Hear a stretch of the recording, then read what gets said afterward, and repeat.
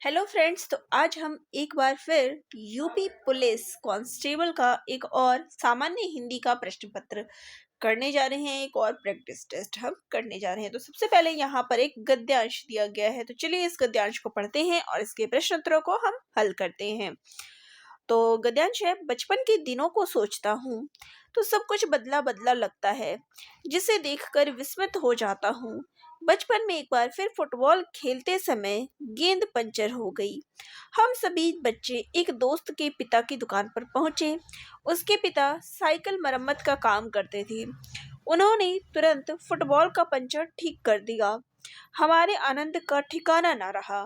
उन दिनों अंग्रेजी स्कूलों का चलन शुरू हो गया था। इन स्कूलों में बच्चों को पढ़ाना शान की बात मानी जाती थी।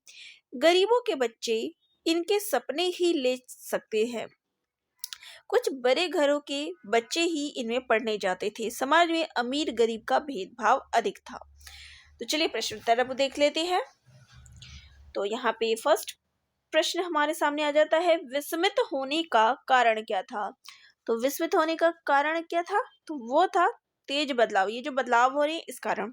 समाज में किसका भेदभाव था, तो समाज में किसका भेदभाव था, अमीर और गरीब का भेदभाव था। दोस्त के पिताजी क्या काम करते थे, तो दोस्त के पिताजी जो है साइकिल मरम्मत का काम जो है वो करते थे। उन दिनों किसका चलन शुरू हो गया था, तो उन दिनों जो है अंग्रेजी स्कूलों का जो है चलन शुरू हो गया था। बड़े घरों के बच्चों से, यानी यहाँ पे इसका क्या अभिप्राय है, तो बड़े घरों यानी कि पैसे वाले लोगों के बच्चे।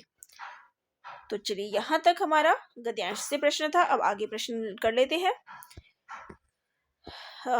तो मैं इसको थोड़ा जूम कर लेती हूँ। चलिए, अधिकतर भारतीय भाषाओं का विकास किस लिपि से हुआ है। प्रश्न इंपॉर्टेंट है क्योंकि इस तरीके के प्रश्न जो है पूछे जाते हैं। तो यहाँ पे इसका आंसर है ब्राह्मी लिपि। नेक्स्ट है तालव्य व्यंजन है, तो तालव्य व्यंजन कौन सा है, तो वो है च छ ज झ। ये क्या है, तालव्य व्यंजन। ठीक है। हिंदी दिवस कब मनाया जाता है, तो ये प्रतिवर्ष 14 सितंबर को मनाया जाता है।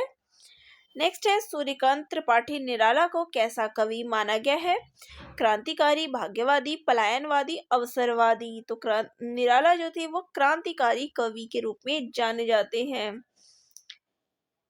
और इनके द्वारा अगर बात करें तो बादल राग जो है वो क्या है, क्रांतिकारी कविता है। कौन वर्ण ओष्ठ नहीं है, तो यहाँ पर कौन सा ऐसा वर्ण है जो ओष्ठ से नहीं बोला जाता, तो देखिए माँ ओष्ठ से है, बा ओष्ठ से है, ऊ ओष्ठ से है, लेकिन आ ये क्या है, ओष्ठ से नहीं है, बल्कि ये कंठ ध्वनि है। ये कंठ से आवाज आ रही है, आ। निम्नलिखित में से नासिक के व्यंजन कौन सा है, नासिक के यानी कि जो नाक से बोला जाए। ठीक है। तो यहाँ पे देख सकते हैं, यहाँ पे श, य, ग, ज, यहाँ पर कौन सा व्यंजन है, न्य जो है वो क्या है, नाक से बोलने वाला है। चलिए, प्रसारण का विलोम शब्द है, तो प्रसारण, प्रसारण क्या हो गया, फैलाव हो गया, फैलना हो गया। तो इसका अपोजिट क्या हो जाएगा, आकुंचन यानी समेटना। नेक्स्ट है रिजु का विलोम क्या होगा, तो रिजु का जो विलोम होगा वो होगा वक्र। ठीक है। क्योंकि यहाँ पे देखिए सरल, तो इसका क्या होता है कुटिल, या फिर हम कह सकते हैं कठिन। सीधा उल्टा, तिर्यक भी टेढ़ा हुआ, तो उसका विलोम क्या कह सकते हैं, सीधा बोल सकते हैं। ठीक है। तो रिजु का विलोम हो जाएगा वक्र। विशिष्ट अवसर पर विशिष्ट लोगों के समक्ष दिया गया विद्वत्तापूर्ण भाषण कहलाता है, तो ये कहलाता है अभिभाषण। नेक्स्ट क्वेश्चन पे आ जाते हैं। तो यहाँ पर हमारा नेक्स्ट क्वेश्चन है, जिसमें संसार के प्रति मोह न रहा हो, तो यहाँ उसके लिए एक शब्द क्या होगा, तो उसके लिए होगा वितरागी। ठीक है। नेक्स्ट है, केशव कही न जाए का कहिए, देखत तव रचना विचित्र अति, समुझे मन ही मन रहिए। तो यहाँ पे कौन सा रस है, तो यहाँ पर अद्भुत रस है। नेक्स्ट है क्रोध किस रस का स्थायी भाव है, तो क्रोध जो है रौद्र का स्थायी भाव है। नीचे दिए गए शब्दों में से अव्ययी भाव समास, तो यहाँ पर आपको अव्ययी भाव समास जो है वो ढूंढना है। पाप पुण्य क्या हो गया यहाँ पे? द्वंद्व। आजीवन,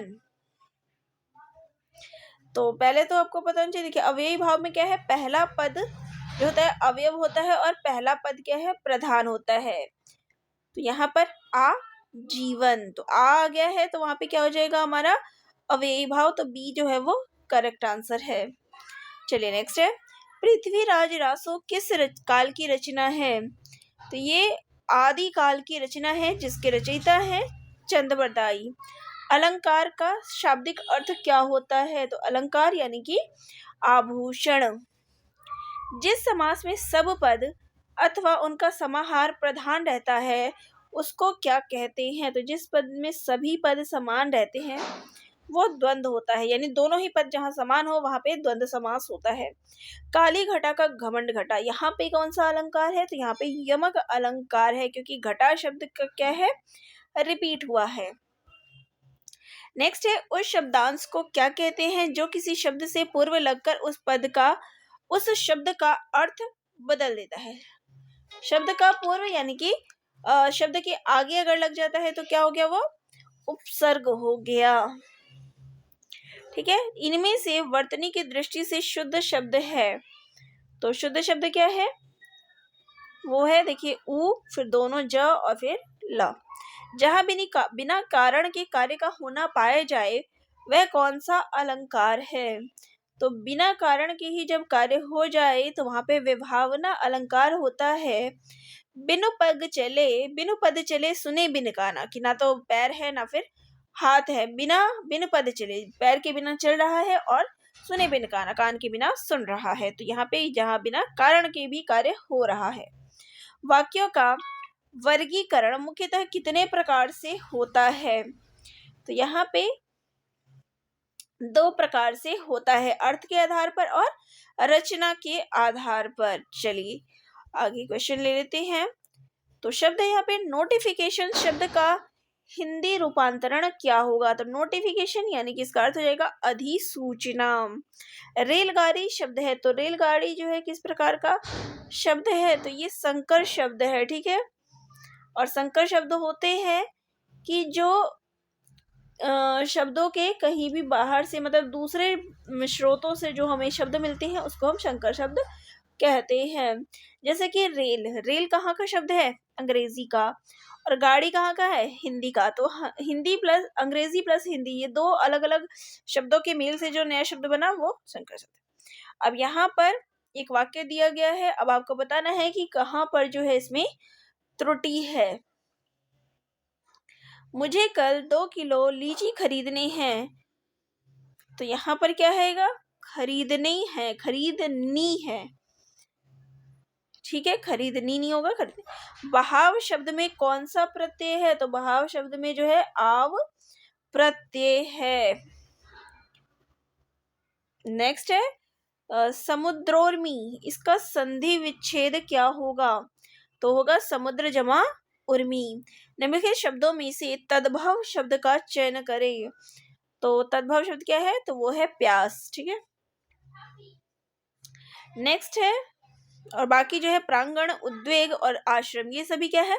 तत्सम शब्द है। प्यास क्या है? तद्भव है। युवा शब्द का लिंग परिवर्तन करने के लिए निम्नलिखित विकल्पों से, तो युवा को अगर हम बदलते हैं तो क्या होगा? युवती। निम्नलिखित में से कौन सा शब्द तत्सम है? तो यहाँ पर आपको तत्सम शब्द ढूंढना है। देखिए तत्सम संस्कृत से वह साप सर्प होता है, वीणा होता है, ना कि बीना होता है चिन्ह। यहाँ पे विस्मय जो है वो करेक्ट आंसर है। नेक्स्ट है, छछूंदर के सिर में चमेली का तेल, अब इसका अर्थ क्या है? इसका अर्थ है अयोग्य व्यक्ति को अच्छा पद मिलना। फिर यहाँ पर आपको वाक्य पूरा करना है। करत करत अभ्यास के जड़मती होत सुजान। हिमवान का पर्याय है, तो हिमवान का पर्याय क्या है? हिमाद्री। नेक्स्ट क्वेश्चन ले लेते हैं। निम्न विकल्पों में से अनेकार्थक शब्द का चयन कीजिए। तो अनेकार्थक शब्द क्या हो जाएंगे? एक शब्द के अनेक अर्थ। तो यहाँ पे नासिका, कान, नेत्र, लेकिन अंग जो है यहाँ पे अलग हो जाते हैं, तो यहाँ पे अंग जो है इसका करेक्ट ऑप्शन हो जाएगा। तो चलिए ये थे प्रश्न सामान्य हिंदी के। तो आप सभी को आज की प्रश्नोत्तरी कैसी लगी कमेंट बॉक्स में कमेंट करके जरूर बताइएगा, और वीडियो अगर अच्छी लगी तो चैनल को लाइक शेयर सब्सक्राइब भी कर दीजिएगा। धन्यवाद।